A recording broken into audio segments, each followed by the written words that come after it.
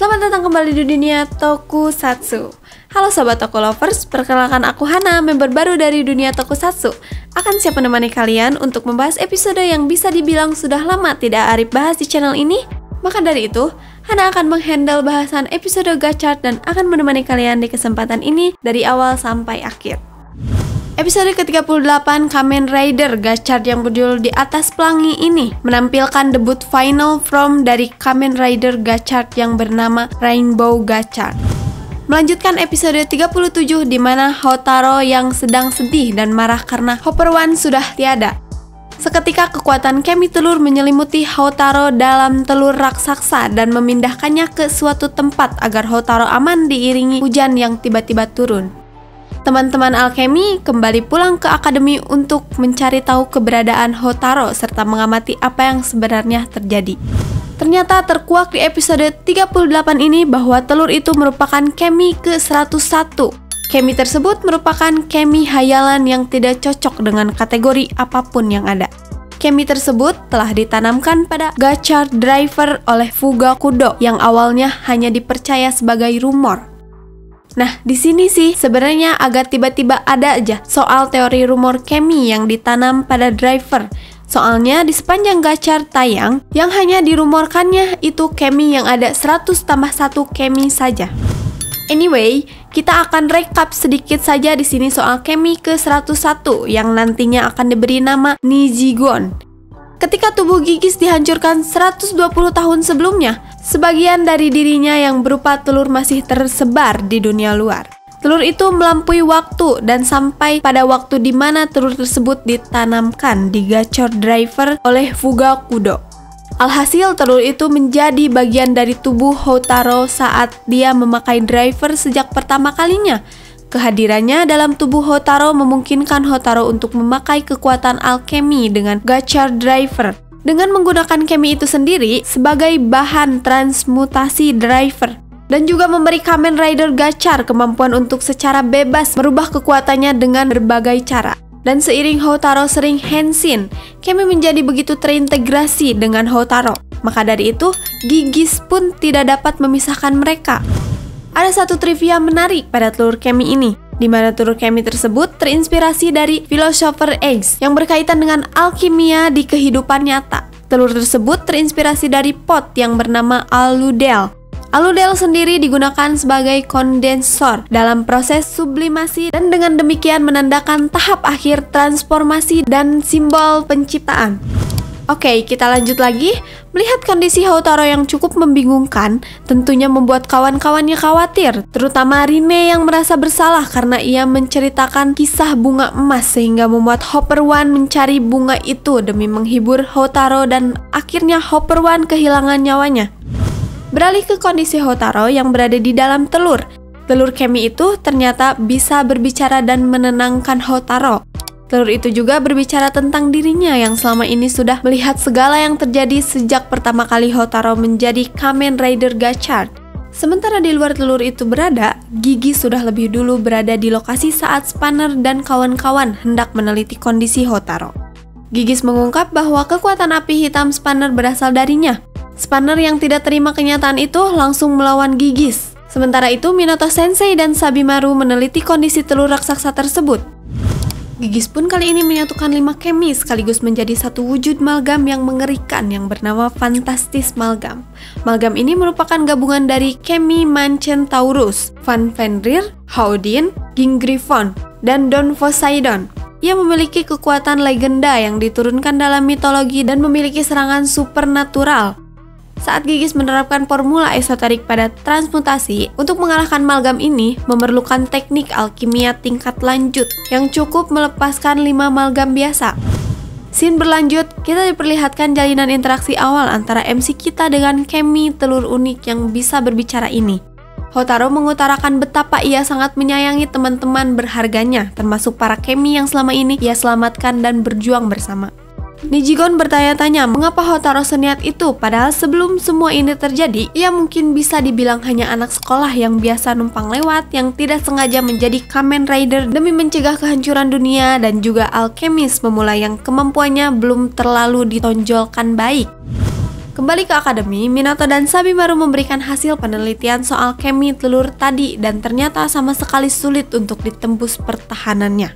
Sementara itu, Rene merenungkan kepergian Hopper One dan Hotaro karena sikapnya yang selalu kepikiran dirinya salah ketika ada orang yang ia kenal tersakiti. Renge seniornya pun menyayangkan karena Rene terkadang selalu down dan labil. Karena ya wajar sih, Rene ini masih anak SMA yang dimana terkadang pula memang suka labil dan tidak menentu. Sementara itu, Spanner masih bergelut dengan Malgam Fantastik.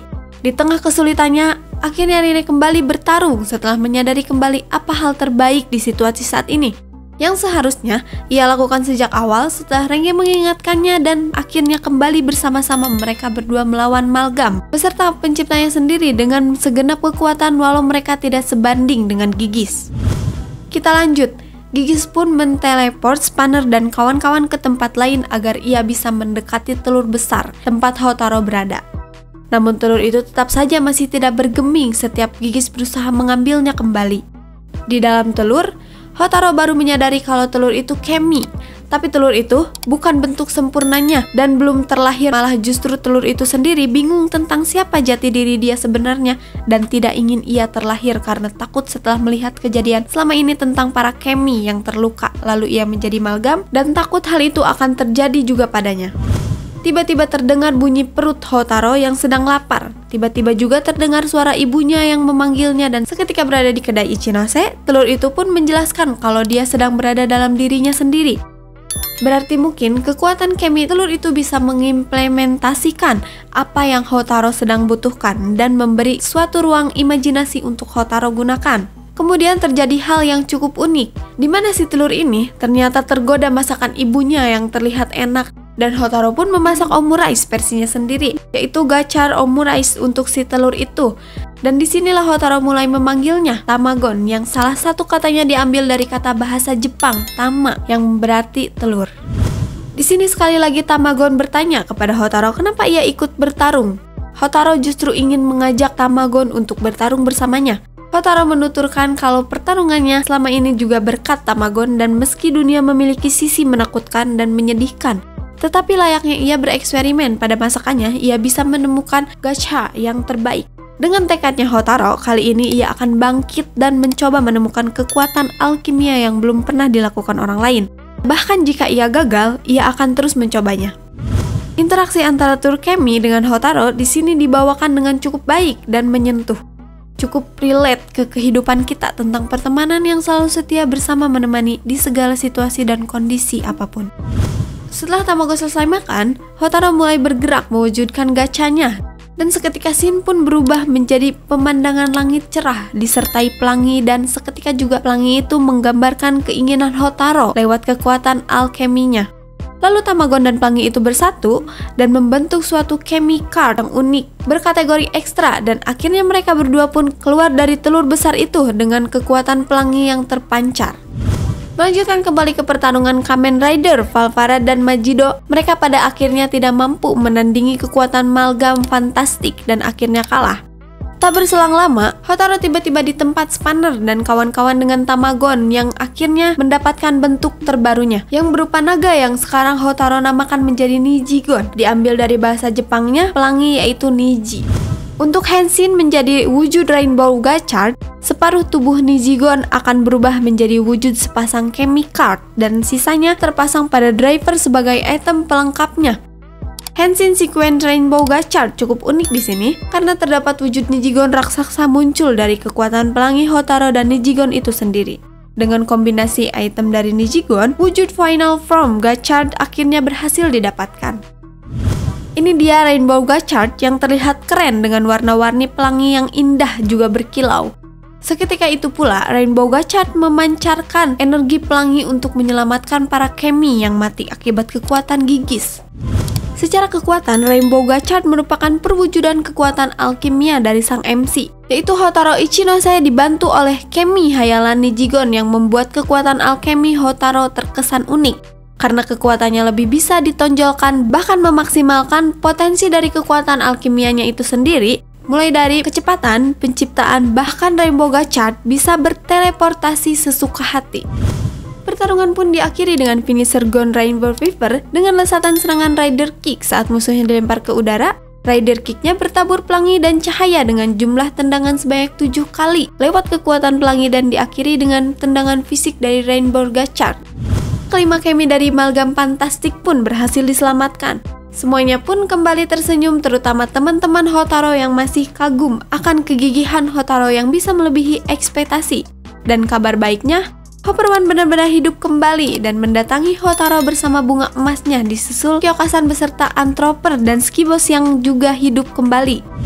Menurut para senior, yaitu Minato Sensei dan Kyokasan beranggapan bahwa peristiwa ini merupakan peristiwa bersejarah yang bisa merubah pandangan di dunia alkimia. Hotaru yang mereka anggap selalu tidak sesuai aturan alkimia, menurut Hotaru menjadi pengguna alkemi yang bisa dibilang out of the box, yang dimana Hotaru selalu memberikan sudut pandang yang lain tentang cara ia berpikir soal alkimia beserta para kemi. Jadi itulah dia bahasan dari episode 38 Kamen Rider Gachard. Bagaimana menurut pandangan serta komentar kalian terkait episode kali ini? Silahkan berikan komentarnya di kolom komentar di bawah. Terima kasih yang sudah menonton video bahasan ini. Hana pamit dan sampai jumpa di video selanjutnya.